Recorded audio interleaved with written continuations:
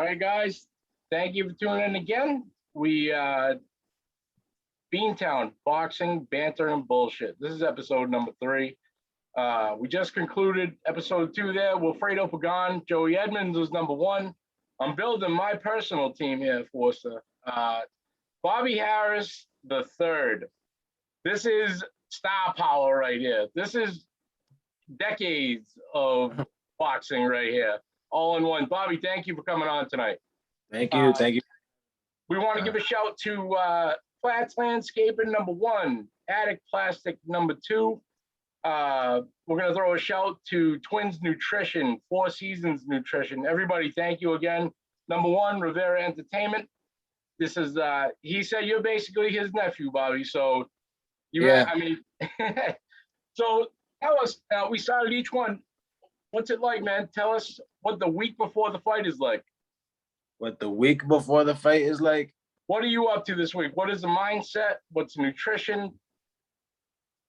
Very relaxed week, very calm week.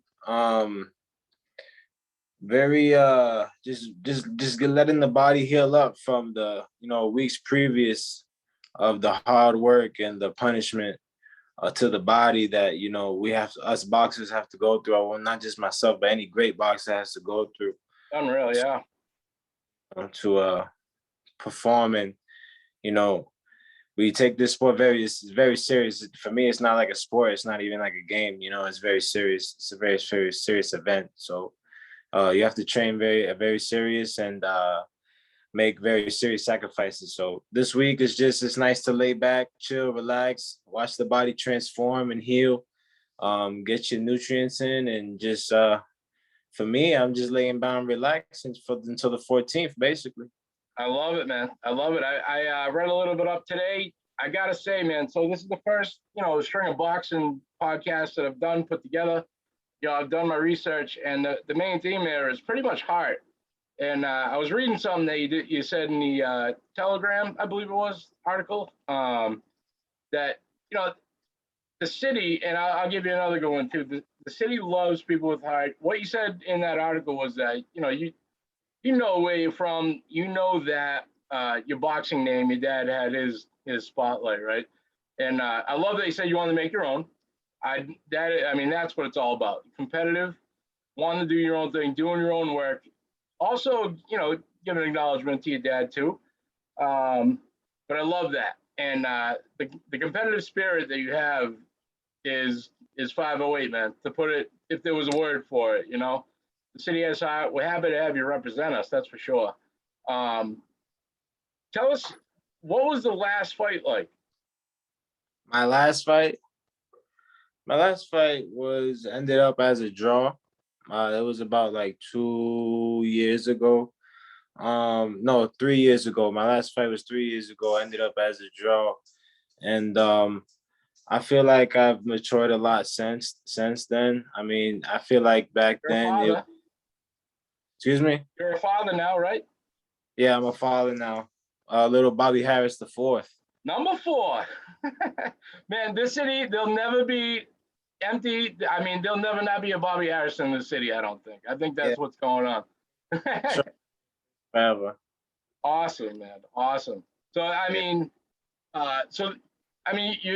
you were left hungry. I know you had to do what you had to do as a man and a father and everything, but boxing-wise, you were left hungry, I think. So what's this fight mean? This fight coming up, what does it mean? Yeah. It's just to get back to what I'm used to doing, to get back to what I've been doing all my life. When I took that time off, it was the longest time that I've ever took off of boxing, because I just found it for the first time. I found something else more enjoyable to do, and that's just be around my son and be around my family. So I feel like I needed that, and I needed that restart in my mind to just have my mind, clear itself and really think about what it really wants to do. And at the end of the day, this is what I do. Absolutely, man. Absolutely. Now, I'll tell you the other thing I want to tell you. At the press conference, I told you I've known Dad for a long time, and he wouldn't speak to me about anything else but you. No matter what, if I brought something up, he said it's about you. So, you couldn't have. I'll tell you, your dad's a good man, great boxer. I had Peter McNeely on in the beginning, And I mean, the respect he has for your father is unbelievable too. So Yeah, I hear a lot of great things about my dad, and it's an honor to have a respected dad the way I no do. doubt, no doubt, man. So Get motivation to be a better father and a better person overall. absolutely, 100%, man. Um, so what was it like growing up? You know, I gotta say, you know, you dad brought you into that sport, not brought you into it, but you were around it all the time. You really capitalized on it. Your first fight ever. Tell us about that. My first fight ever. Yep, in the ring. In the Oh, well, my first time being in the ring, I was about like I'd probably say like 9 years old, 8 years old. They did a little charity fight at the local Boys and Girls Club, and we kind of had to do it behind my mother's back because she was kind of upset about my father bringing that up to her and saying that he was thinking about putting me in it. So I really wanted to do it, so we ended up doing it behind my mother's back, and I don't remember much about it, but it was definitely a fun experience. you got into it. You capitalized. No, what was your best fight ever under your in your mind? I mean, maybe not stats wise, whatever. What was your favorite fight of your career? I would have to say the first time I won my first national championship. I was new off the block. This is my first time going to the nationals, and there was this kid there walking around. I used to watch Floyd Mayweather all the time on YouTube all day, and there was this kid there from Mayweather's gym, Hasim Rockman. No, actually, his name is Sharif Rock. Hasim Rockman is his son, is his father, and he was from the Mayweather's gym out of Las Vegas. He was walking around with the Mayweather jacket and had cameras following him, and he had a big hype behind him. And I ended up fighting him in the gold medal round to win the nationals. And I can't forget me thinking like, wow, I just beat the guy that has everything that I want to be at. So when I went in that ring, I had the mentality of I want to take everything he has because he has everything that I want. So that was probably the biggest victory. That really opened my eyes to really say, anything is possible. You can do this. And you killed it, man. That's awesome. Awesome.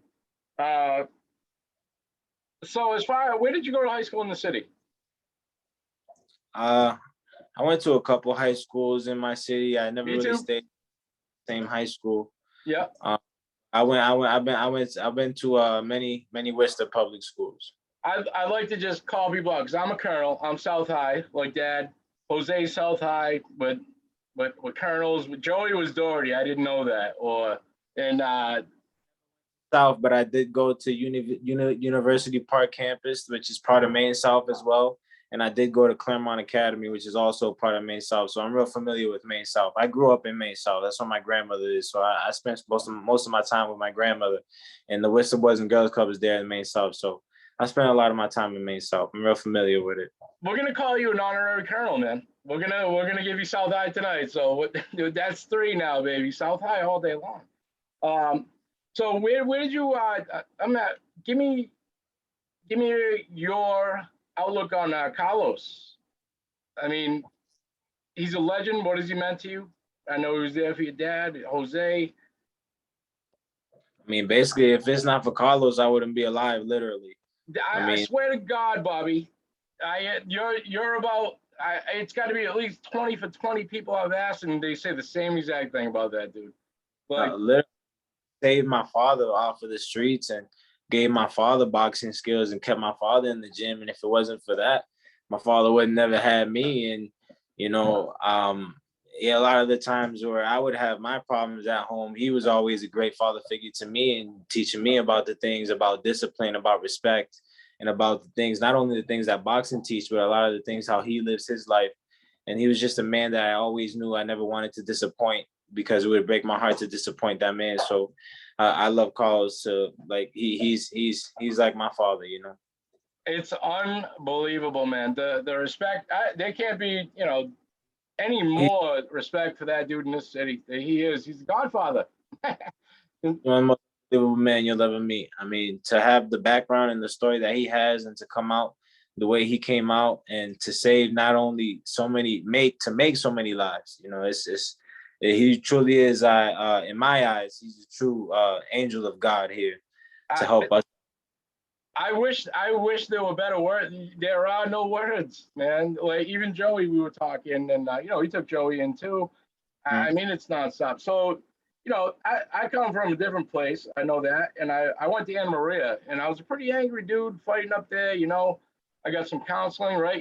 They prescribed to me as like not a punishment, but like they know I was an inner city kid, so they might send you to some like punishment or whatever. They told me to go see Carlos and go box, right? If I was healthier, I would have, and whatever. But uh, that's the respect that dude has throughout this entire state, man. I'm sure the region, not unreal. So other than Carlos, who would you say was a mentor to you, other than Carlos and your dad? I know we've had Rashad on, we've had a bunch of guys down there, the boys club. Who was your mentor besides those two? Would you say? Um, Growing up when I was young, Carlos and my dad were really the ones. Well, more Carlos really ones around me, but I give a lot of respect. And a big mentors to me is also guys like Rocky Gonzalez, Another which is a Colonel, baby. Nice, good shout. That's two in a row, man. Good, awesome. Who else? he really taught me. My father got me into the sport, and I feel like Carlos really taught me about having the heart and the desire to be the best. But Rocky really broke down the game to me in a way that I don't think anybody else can break down the boxing game to me. And I feel like me and him have a lot in common when it comes to how we look at the sport and how certain boxers should perform, and what they would like, what boxer would look at what in a certain way. And I love picking his brain when it comes to boxing. Strategy. He's amazing, man, and he has done tons of work on himself too. Not that nicest dude you're ever gonna meet too. He never had nothing but respect for anyone. Great. I Yeah. mean, and also most important, another colonel. But 508, what's the? I'm telling you, the negativity in the city is crazy. People overlook people like Carlos. Like they'll talk crazy. People like your dad. I mean, we have a good foundation and a good heart, and I mean, people like you represent us. I think we're about to blow up, man. How far you want to go after this? Um, as far as my hands and legs take me, I guess. It's something I love to do. It's boxing has been a part of my life since I was born. Since before I was even born, they were saying that your son's gonna be a boxer or whatever. But it turns out that I love to do it, and I'm just gonna keep doing it until I guess the wheels fall off. I believe, uh, man, you're absolutely right. You can do whatever you put your mind to, and you have so far. So stick with it. Um, Unreal. I think Saturday night's gonna be huge. Your fight. We got you, Wilfredo, and Joey Edmonds, and there's gonna be some fireworks, man. We got the after hours. We got the after party Chuck chilling. I mean, this is gonna be a great event for Worcester. Great event for Worcester. Period. So, what? Anyone you want to shout out tonight? I want to shout out, all my team, my coaches, Camp Get Right, everybody at Camp Get Right, All In Auto Body. Give a big shout out to All In Auto Body right here in Worcester, Massachusetts, one of the best auto bodies out here. And I'm ready for the 14th. We got. It's gonna be insane, man. I got a guy here, Dave. He wants to ask you a question. Let me bring him on. He says he's gonna be there Saturday night. Dave, are you with us? He's there. Let me see if we can unmute him quick. Dave, can you hear us? I can. He is. We got Bobby here. Any questions you want to ask Mr. Harris III? Hi, Bob. How you doing? How you doing? I followed your dad all during the years, and very, very, very strong guy. Got hit my opinion, a little bit too much, but I think he liked it. Training, do you train more defensive? Because I thought your dad didn't fight defensive enough. Is it a big part of your regime? Well, my dad was a very offensive fighter because in his mindset, me and him have different outlooks on how to fight him in the ring. I agree with a lot of the things that he says, and sometimes we bump heads. But his outlook is if he's throwing punches, he don't have to worry about defense. His best defense is his offense. So that's why he threw a lot more punches. And he was always like a type of guy to always be on somebody's ass. It's a crowd. He was a crowd pleasing fighter. Yeah. Not a runner. He was there to fight. And sometimes I thought it hurt him at times that he was there to just, I don't know if you ever watched the fight with, I think it was Jenkins. Yeah. He got hit pretty hard a lot in that fight. And he gave a lot too. It was an awesome fight. Well, he was a very, very tough guy, and he was the type of guy that you got to take his heart out if you was gonna beat him. Me and my dad have different outlooks on the sport of boxing, and the game is for him it was the toughest guy.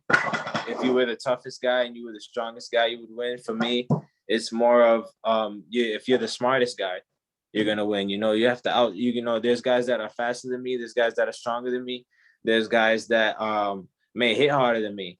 But the name of the game is to outthink your opponent and to get in the hit and not get hit. So every time I step in the ring, I'm always having the mindset of I'm the smartest guy in the ring. I'm gonna hit you. I'm not gonna let you hit me. And we're gonna see if pressure breaks pipes. Now that's great.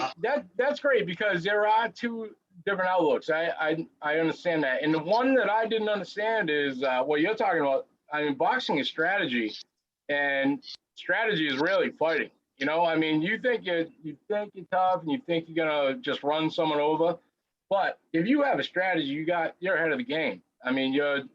Well, the game is chess, not checkers. Exactly. My dad's really big highlight of his whole boxing career is in his amateurs. And in the amateurs, it's about who's throwing the most punches, who's beating up who. The professionals is a little bit more different. The professionals, you got more rounds, more time, smaller gloves, no headgear. So you need to calculate your punches, think about what you're doing, and it's called having controlled aggression. It's not something everybody can do, but that's what the game of boxing comes with. And that's beyond the ring. I mean, to be able to control aggression has really become life. I mean, I learned it late, but there is. I mean, the strategy part of it, the technician part of it is what I never really respected. I was always a bigger guy, so I thought I was going to run with weight. Not that I'm comparing myself to anything like that, but I'd never, the strategy. If someone come in and just run circles around you, definitely different strategies, and you guys both mastered it and did well so far. You're in the middle of it, so. Bobby, do you know much about your opponent? No, I don't know too much. I know he's a strong guy and he's coming to win. I mean, I love the attitudes of these guys. I asked Joey the same thing the other night, and he said, I don't know, and I don't really care. It doesn't matter. He's getting these. So I love that attitude, man. That's 508 all day long. What's the but guys? I'll be at ringside. I'm really looking forward to see you fight. Like I said, I've seen your dad fight a lot of times, and this is going to be my first time watching you, and I'm really looking forward to it. It's going to be you being there. Gonna be fantastic, man. Bobby, thank you again for coming on tonight. We love you. We're waiting to see Saturday night, man. It's gonna be unreal. I love it. And Dave, thank you for coming through tonight. We appreciate it. We want to throw one more shout to our sponsors again, man. The last one of the night will be Dirt McGurt's, our bar down in Main South, there in Webster Square, down by the high rise there, across from the high rise at Webster Square, the mobile station. That's where I used to bartend, but the after party will be there. So everybody, thank you very much, Bobby. We look forward to seeing you Saturday night. Good luck now that you need it. And everybody, thank you for tuning in. We love you. Have a great Thanks, night. Bob. Thanks, Mike.